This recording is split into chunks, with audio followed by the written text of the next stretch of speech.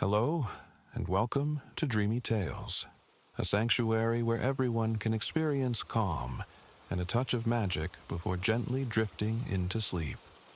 Tonight, we invite you on another enchanting journey, a story that helps soothe the mind and nurture a sense of peace. Before we begin, let's take a moment to prepare our bodies and minds for a comforting, restorative rest. Make yourself cozy, and with each slow inhale and long exhale, let the cares of the day gradually slip away. It's not always easy to step back from the day's demands, especially as night falls. Yet, remember, the less we worry about how quickly we'll fall asleep, the simpler it is for our minds to release any remaining tension. Allow the gentle flow of your breathing to wash away lingering concerns, and let the story ahead guide you into a state of deep relaxation. Now, settle in, and let the dreamy atmosphere softly wrap around you.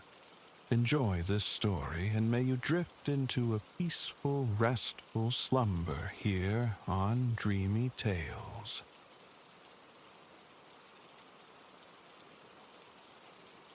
Consciousness returns gently, heralded not by an alarm, but by the soft percussion of rain against the window pane, a hypnotic rhythm against the quiet dawn. You linger in that liminal space between sleep and waking, eyes shut, savoring the sensation. The air holds a tropical warmth, yet a cool current, a deliberate zephyr from the electric fan aimed bedward, maintains an equilibrium of comfort against your skin. A yawn escapes, stretching muscles still heavy with rest. Eyes flutter open, adjusting slowly to the pearlescent light filtering through the gap in the curtains you'd left ajar. A sliver of the awakening city, the fabric dancing slightly in the fan's breeze. Lying there, cocooned in comfort, memory drifts back to the journey's beginning. By air, you had traversed continents. Your destination, the Philippines, an archipelago jeweled with over 7,000 islands. Yesterday culminated in arrival, touching down in the sprawling embrace of Manila, the nation's vibrant heart.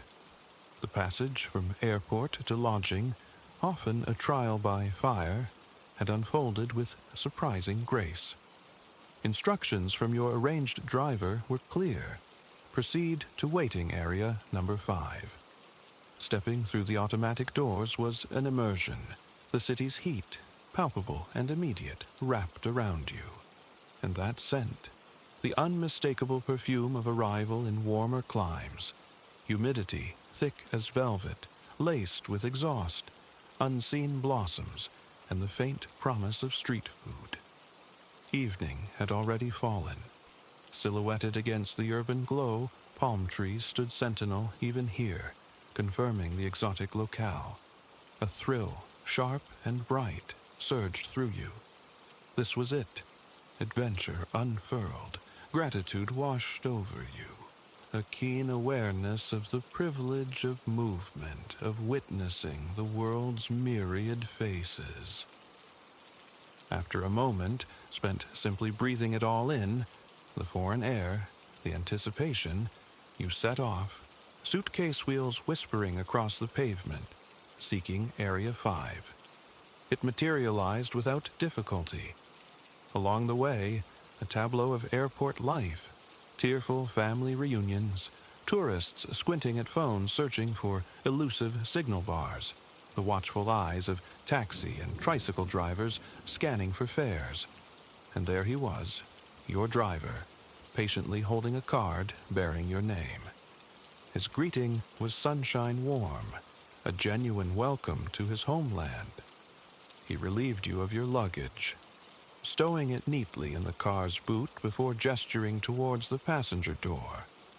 You slid into the seat. As the car eased out of the parking labyrinth and merged into the flow of Manila's arteries, conversation sparked. touching upon the islands, the sights, the dreams you hoped to realize in this archipelago. On the wide, bustling motorway, the ubiquitous tricycles zipped past, motorcycles fused with roofed sidecars, capable of carrying couples or entire families squeezed companionably together. Then, your driver gestured towards one of the legendary jeepneys. Resurrected war horses, these American military trucks left behind post-World War II, now transformed into flamboyant chariots of public transport. Each driver, an artist in their own right, had adorned their vehicle with unique palettes and themes. Every jeepney boasted its own proud name. Last night, you'd glimpsed Maligaya, adorned with cheerful floral motifs, and Kidlat, streaked with lightning bolts reminiscent of a comic book hero. The rear entrances remained perpetually open, portals for passengers hopping on and off in a constant, fluid dance with the city's rhythm. Veering off the main thoroughfare, the car navigated quieter lanes, entering a residential enclave. Here, life spilled outwards. Greenery cascaded from every conceivable space. Balconies overflowed, walls dripped with vines, and neat rows of potted plants lined the pavements beneath blossoming trees. A kaleidoscope of color, it prompted a smile. Witnessing the palpable care invested in these shared spaces. The residents, it was clear, actively cultivated beauty and community. Finally, the car halted before your sanctuary for the next 2 nights. A house on a tranquil street, as vibrant and meticulously kept as its neighbors. Stepping from the air-conditioned coolness back into the ambient warmth felt like sinking into a gentle, humid caress that seemed to cleanse your very pores. You surveyed the street. A few doors down, a family occupied their doorstep, sharing drinks and conversation while children's laughter echoed nearby. Your driver rapped on the door of your lodging. It swung open to reveal an older woman with kind eyes, Tita Elena. Tita, she would later explain, meant auntie in Tagalog, a term of respect and affection, one of the primary languages here, alongside the widely spoken English. Recognizing the weariness of travel in your posture, Tita Elena ushered you inside with comforting words, leading you directly to your room. It was spacious, dominated by an enormous bed promising deep slumber. A private bathroom adjoined, and windows offered a view of the street scene below. Sleep beckoned insistently. After a brief tour of the facilities, Tita Elena wished you a restful night and quietly withdrew. This morning, sprawled diagonally across the vast mattress in the dawn's gentle illumination, you realize you don't even recall the moment sleep claimed you. Exhaustion must have pulled you under swiftly. But now, stretching languidly, limbs extending into the cool sheets, you feel utterly revitalized. A current of excitement humming beneath the surface, eager for the day. In the bathroom, you encounter the tabo, a traditional implement for bathing. A large bucket filled with water stands ready, accompanied by a sturdy dipper. Scooping the cool water, you splash it over yourself, a practice both elemental and invigorating. The chill is immediate, startling you fully awake, washing away the last vestiges of sleep and the lingering humidity. Dressed and ready, you descend the stairs, drawn by the aroma of breakfast. Tita Elena has prepared a simple, perfect meal. Warm pandesal, those delectable Filipino bread rolls, soft and slightly sweet, alongside freshly cooked eggs. She demonstrates the local custom, tearing open a roll, tucking the fried egg inside. The first bite is pure comfort, exactly as delicious as anticipated. Tita Elena pours a cup of fragrant sweet coffee, and you offer heartfelt thanks. A flawless morning unfolding. Tita Elena opens the wide front doors, transforming the dining space into a shaded veranda, blurring the line between inside and out. The earlier rain has vanished, leaving behind a sky washed clean, now brilliant under a climbing sun. From this vantage point, you observe the city stirring to life.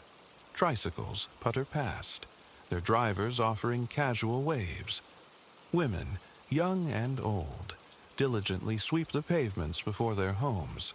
Street vendors ambulate, their calls melodic and rhythmic, advertising their offerings: eggs, vegetables, ice cream. One approaches chanting, "Tahoe, Tahoe." He sells a warm, sweet concoction of silken tofu, syrup, and sago pearls. Tita Elena nods encouragement. For a mere 8 pesos, the vendor ladles the steaming, delicate mixture into a small cup.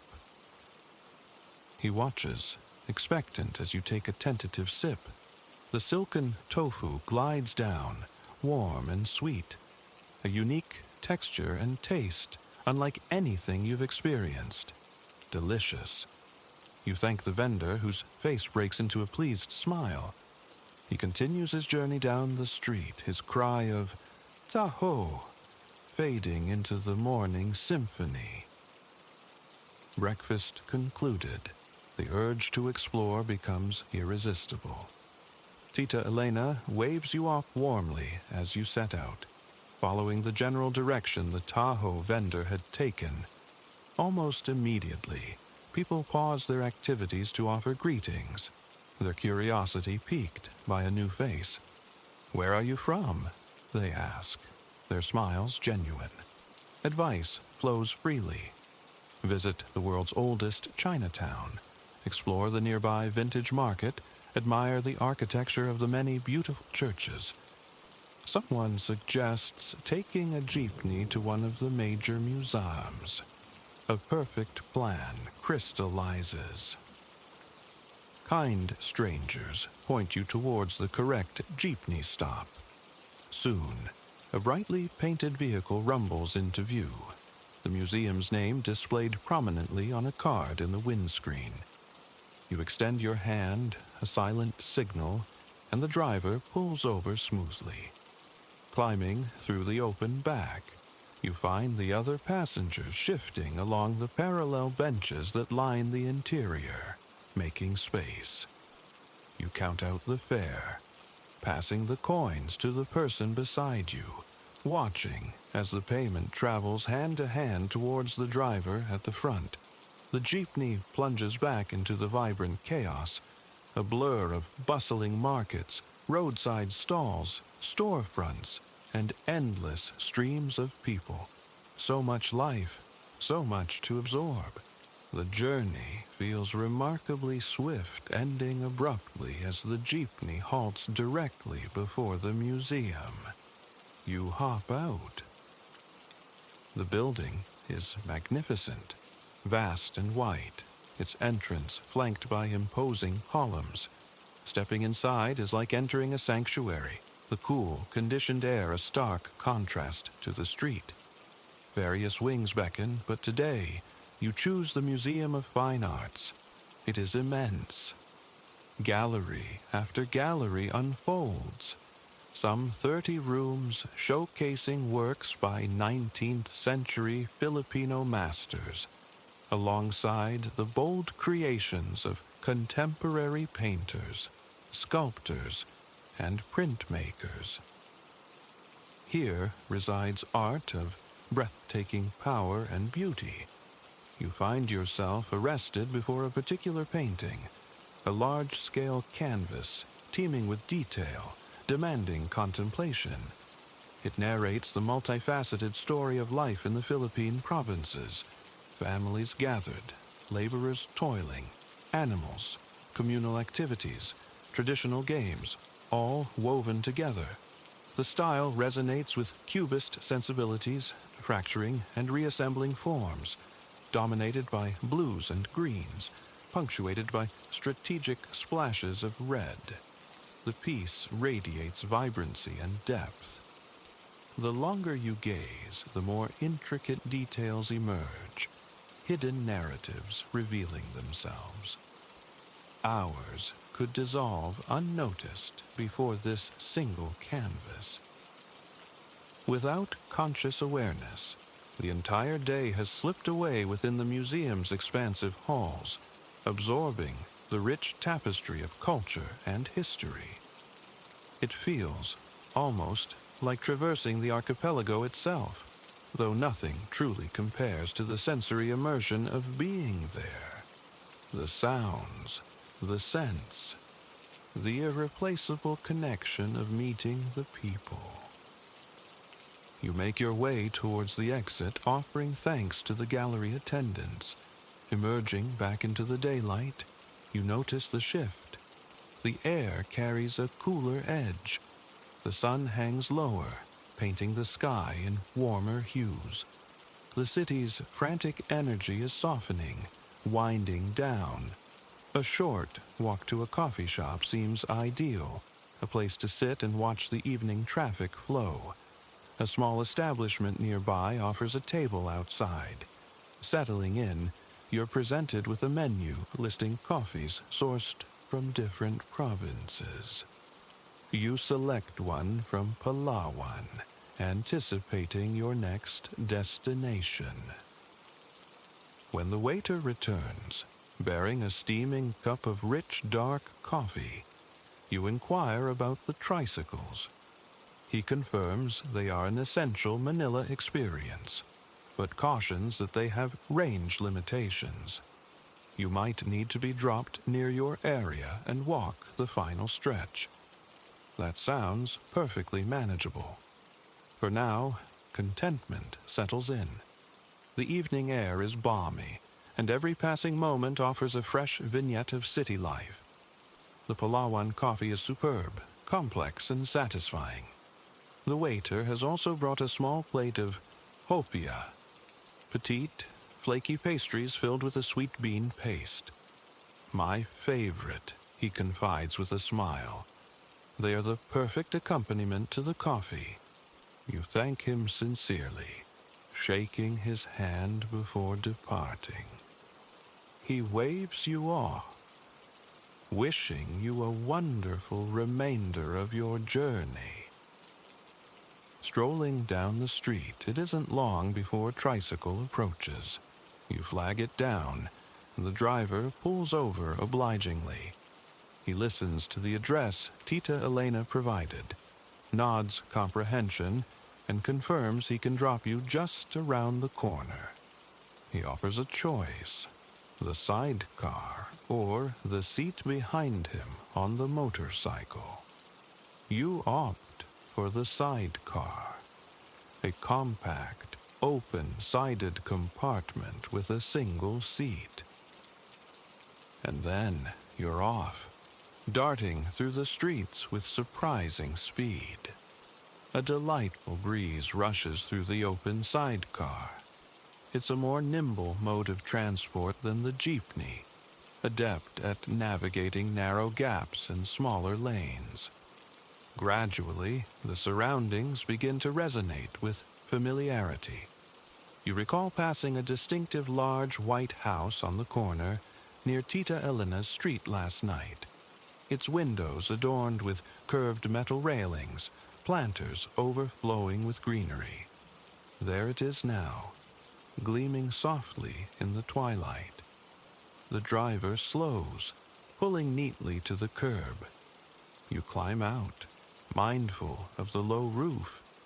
He waits, ensuring you know your way, before accelerating away with a friendly wave. The evening chorus of birdsong has begun as you turn down the familiar street marked by the white house. As you walk, figures seated outside their homes offer greetings. You recognize some faces from the morning, the helpful neighbors who offered sightseeing tips and jeepney directions. They inquire about your day. You recount the museum visit, describing the captivating painting, and mention your first taste of hopia. Laughter follows, along with playful instructions to bring some back next time. You laugh too, promising you will. Approaching Tita Elena's house, the inviting aroma of something delicious cooking wafts out to meet you.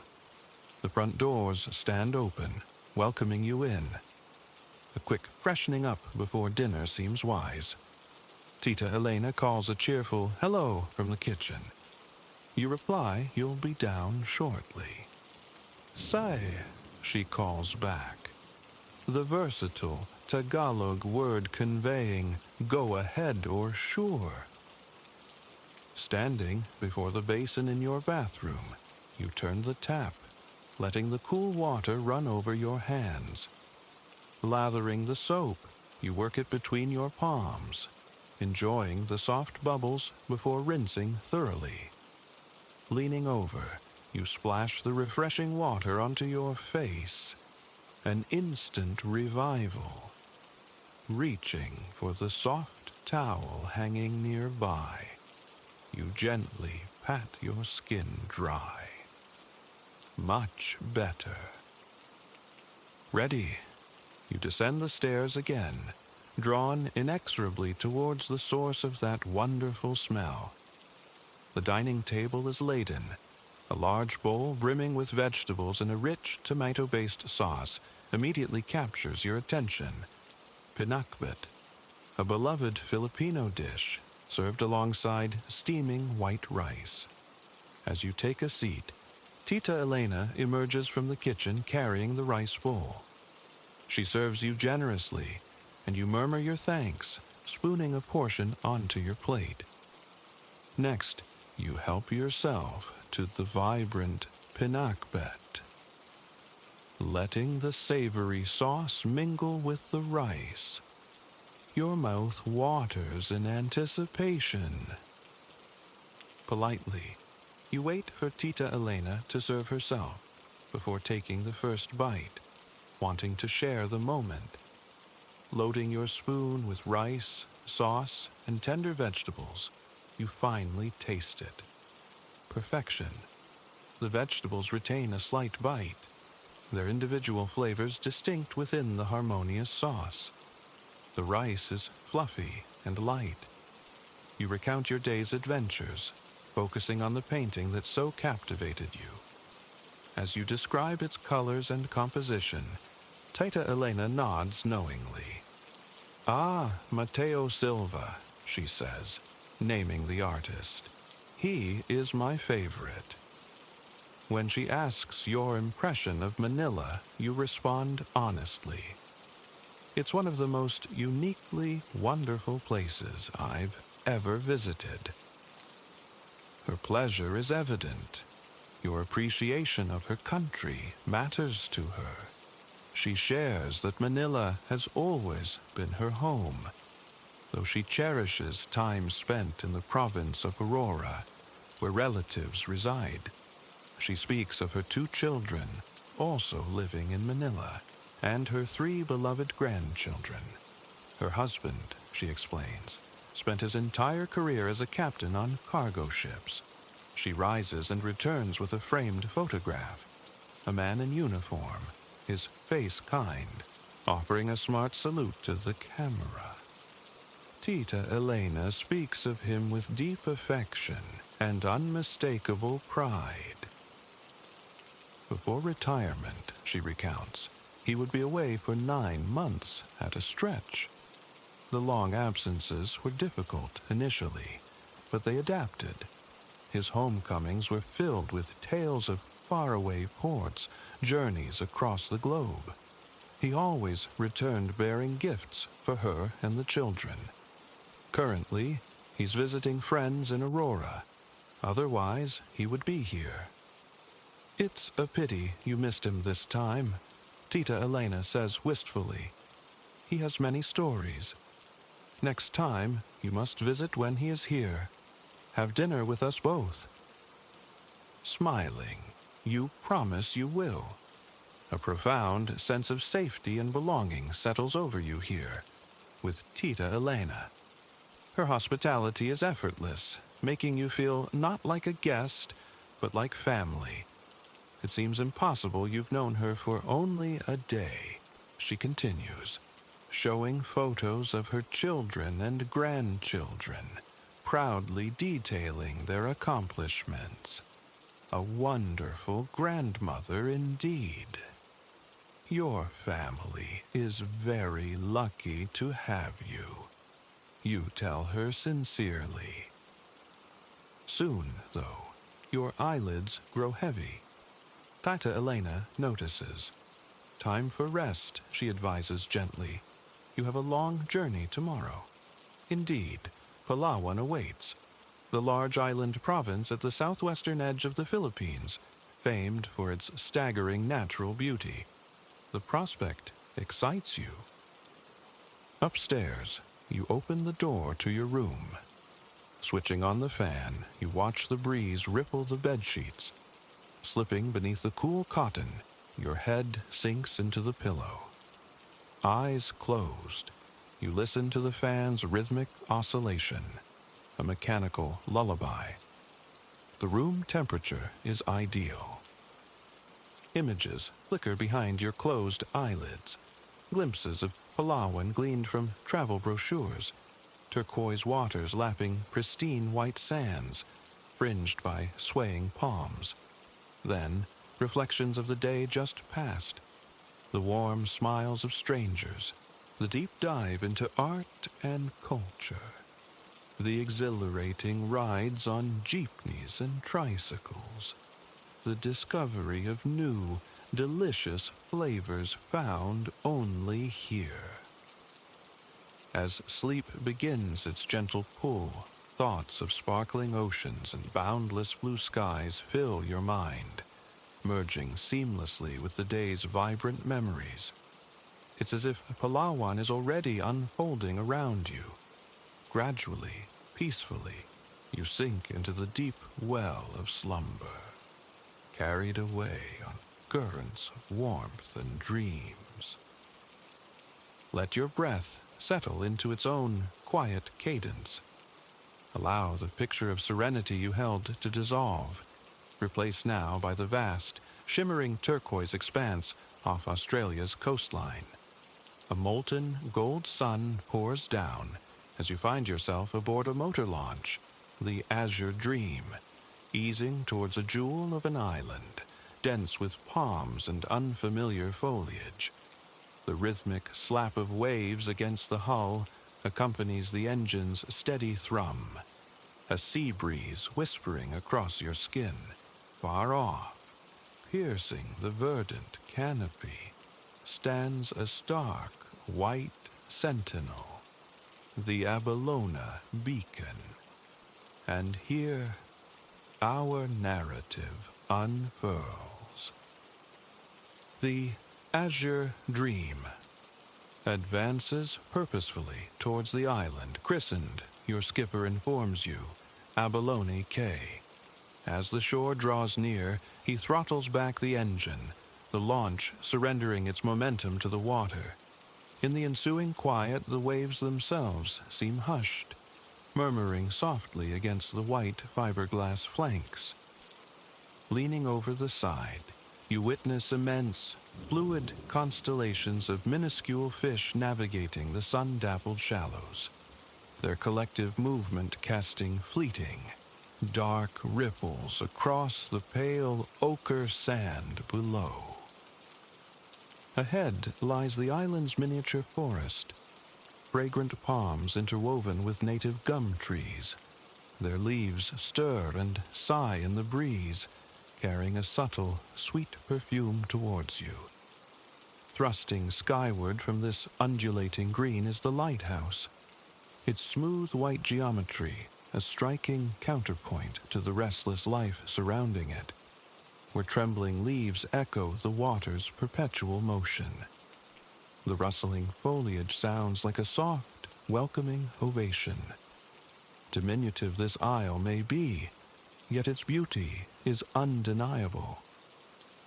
Drifting closer, the coastline reveals its palette.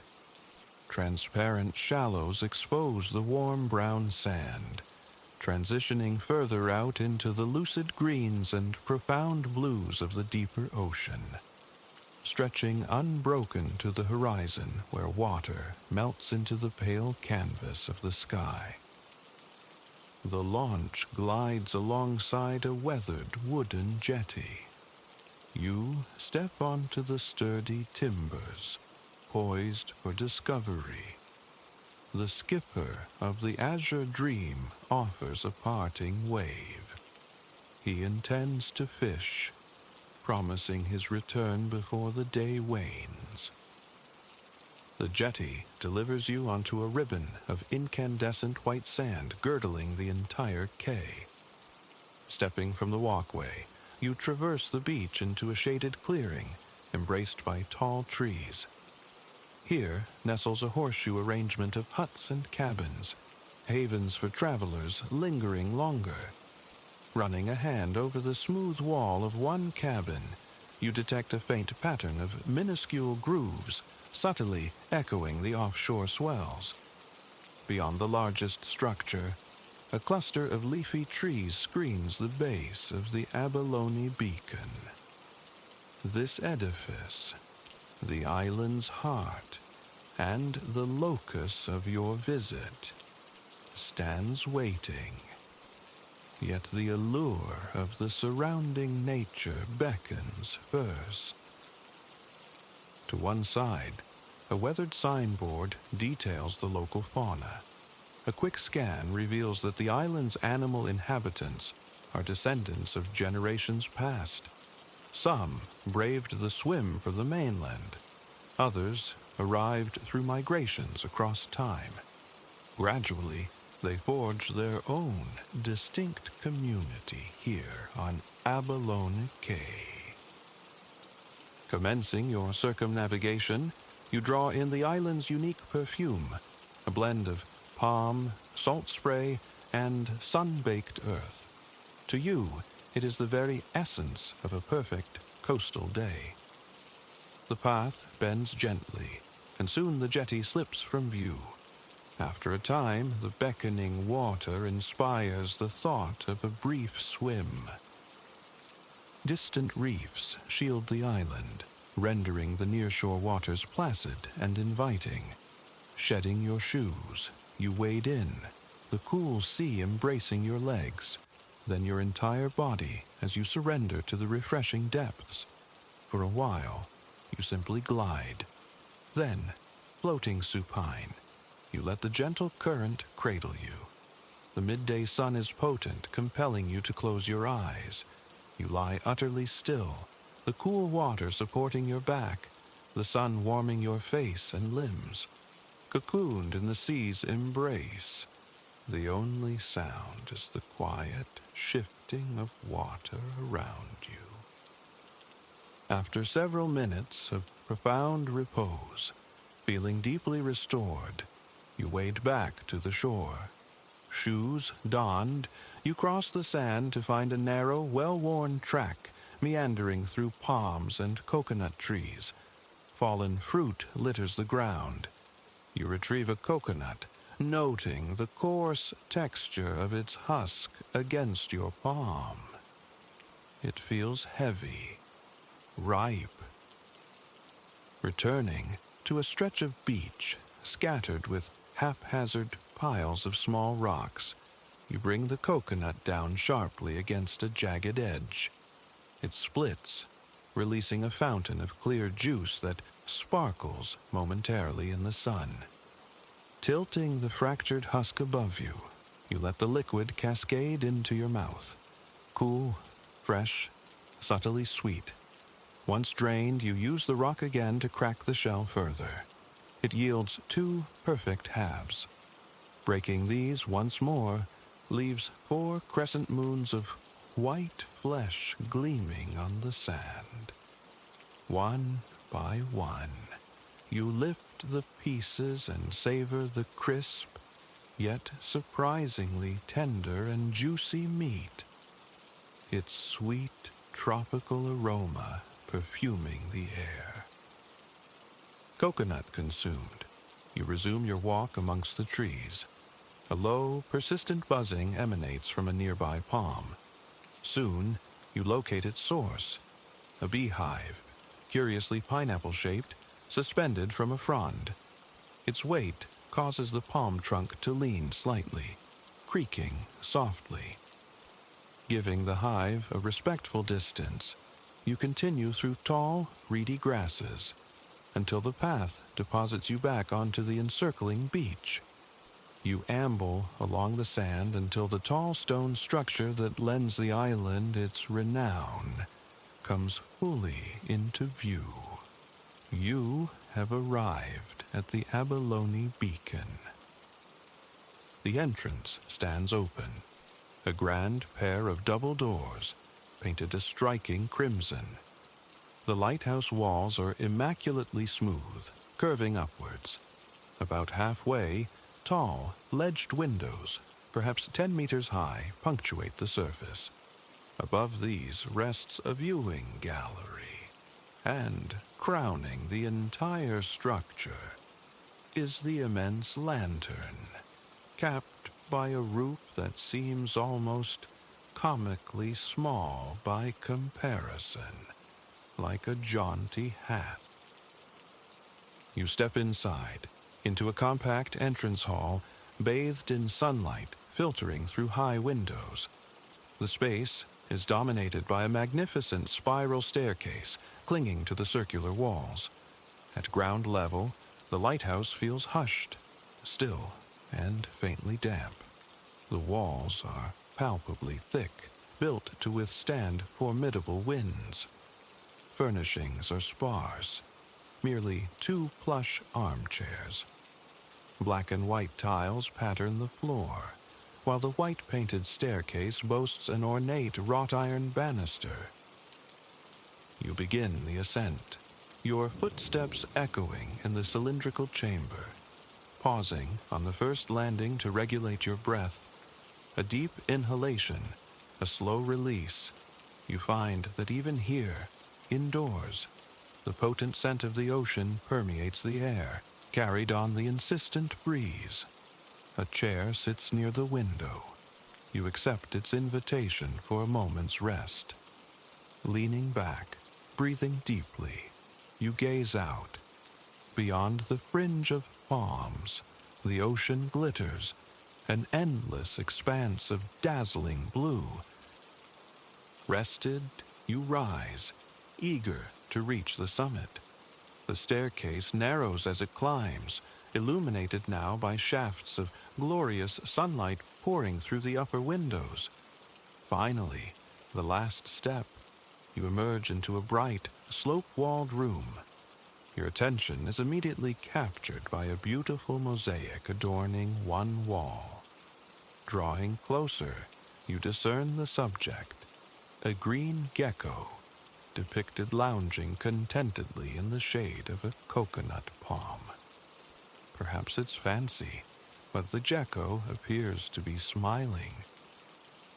Across the room, an open doorway beckons outside onto the viewing deck. You step through, into the brilliant light.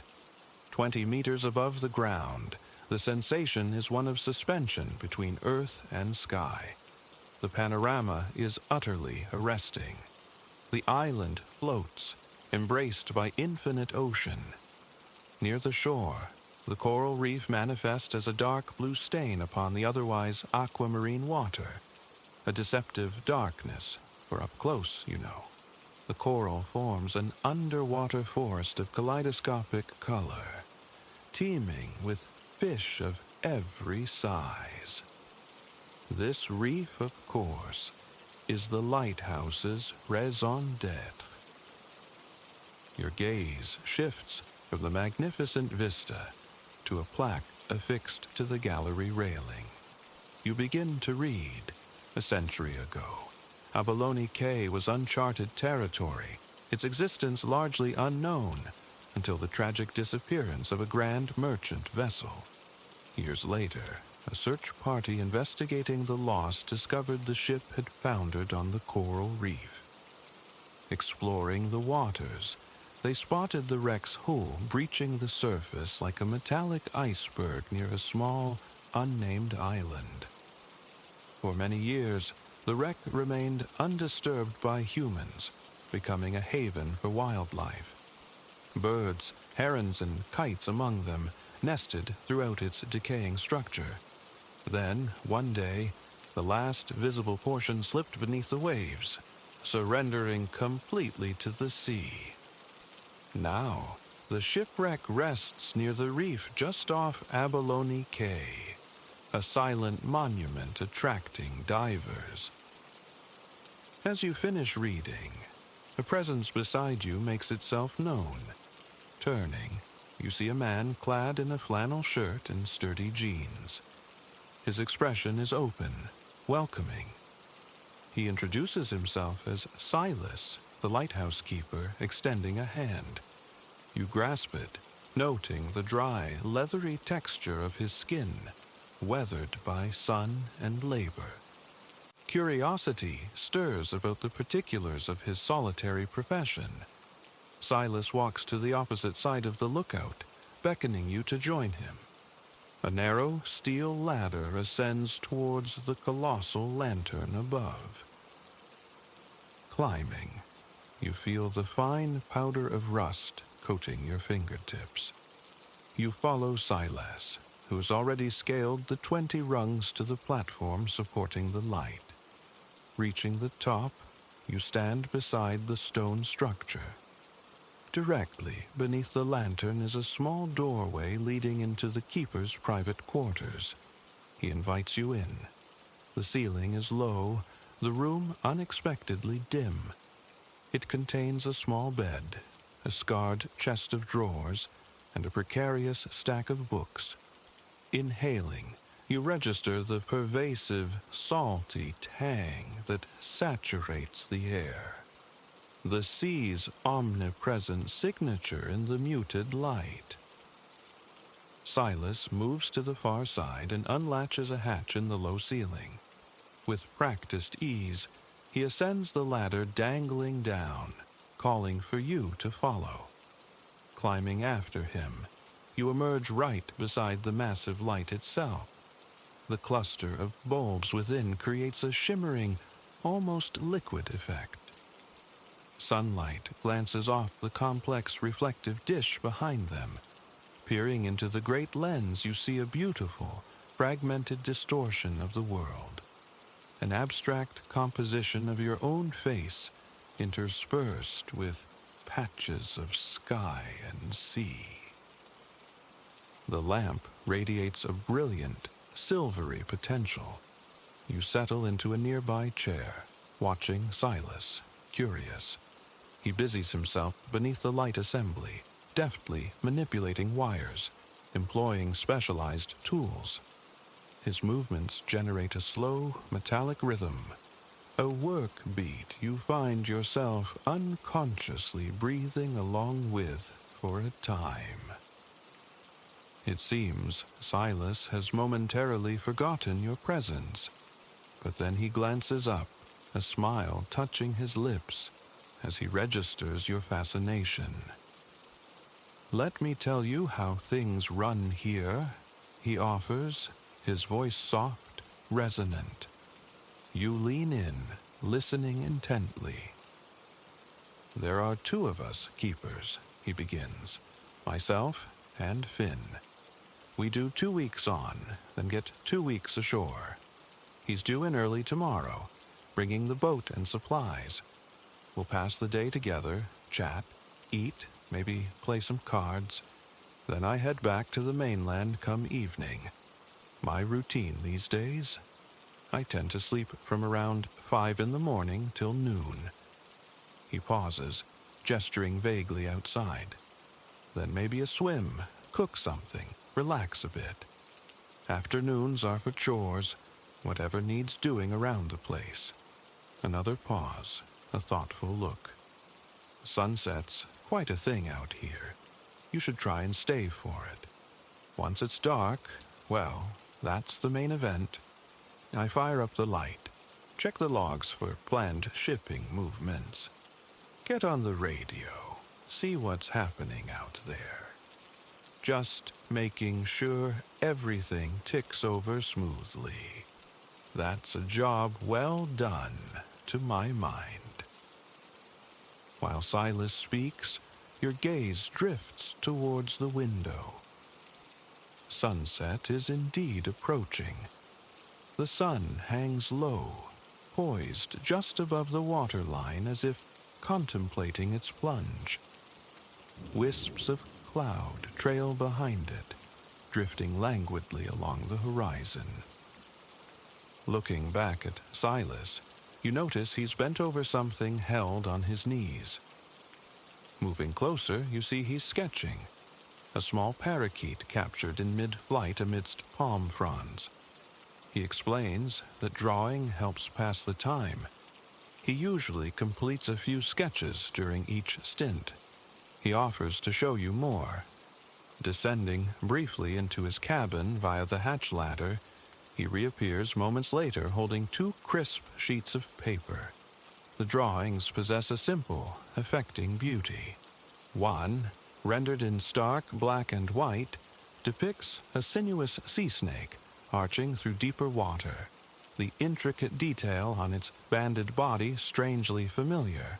The other, softly shaded with colored pencils, exudes atmosphere. It shows cheerful visitors seated at an outdoor table, enjoying a meal, vibrant orange fish, a coconut curry. The skipper who brought you here features prominently, grinning as he strums a guitar for the holidaymakers. Suddenly, you recognize the style. You've seen postcards like these in souvenir shops back on the mainland. When you mention this, Silas nods pleased. They are indeed his own work, he confirms. He gestures again towards the window. The sun is now truly setting. Half the orb seems to rest upon the ocean's surface, its reflection on the dazzling water completing the fiery circle. The sky is awash in the sunset's glow, a watercolor dream of orange and rose. You watch mesmerized as the sun sinks lower, finally vanishing beneath the horizon, leaving only lingering streaks of light. Glancing at Silas, you're struck by his expression. A quiet smile, faint lines crinkling the corners of his eyes. Perhaps it's gratitude, you think, for the daily privilege of this breathtaking spectacle. With the sun gone, it's time for the keeper's primary task, activating the beacon. A sense of anticipation fills the small space. Silas moves to the rear of the lamp mechanism. He pulls 4 distinct levers, sequentially energizing sections of the light. Then, reaching down, he flips another switch on the mounting. Slowly, majestically, the entire apparatus begins to rotate. From this high vantage, you can trace the perfect, sweeping arc of the intense beam as it cuts through the twilight, illuminating the treacherous reef, searching the darkening sea for approaching vessels. You sense it's time for your own departure. The skipper might already be waiting by the jetty. You shake Silas's hand again, thanking him for the extraordinary day. Then, carefully, you descend the cool steel ladder back to the viewing deck. One final, lingering look at the panorama, now transformed into a still, starlit tableau. The ocean breathes below, a gentle swell rising and falling, while a soft breeze seems to murmur a good night. Returning to the stone tower, you begin the long, spiraling descent. You take the steps carefully, pausing occasionally to peer through the narrow slit windows, catching fragmented glimpses of the night-bound island and sea. Outside the lighthouse, you head towards the beach to find your ride home. The night air carries a different character now. The island's bright tropical perfume has yielded to a deeper, earthier fragrance, the scent of lush, nocturnal vegetation. Reaching the shore, you discover that your skipper, while waiting, had strung a hammock between two palms and succumbed to sleep. He sways gently, mirroring the motion of the azure dream tethered nearby. He looks so profoundly peaceful. You haven't the heart to wake him just yet. Perhaps a brief rest for yourself, too, before the journey back. You lie down on the cool, soft sand, gazing up at the dense scattering of stars. Above, the lighthouse beam performs its rhythmic sweep across the heavens, a hypnotic pendulum of light against the infinite dark. Back and forth, across the sky, across the stars. You close your eyes, drawing in a deep, slow breath, and then release it fully. It is time to rest now, perhaps to dream of this perfect day.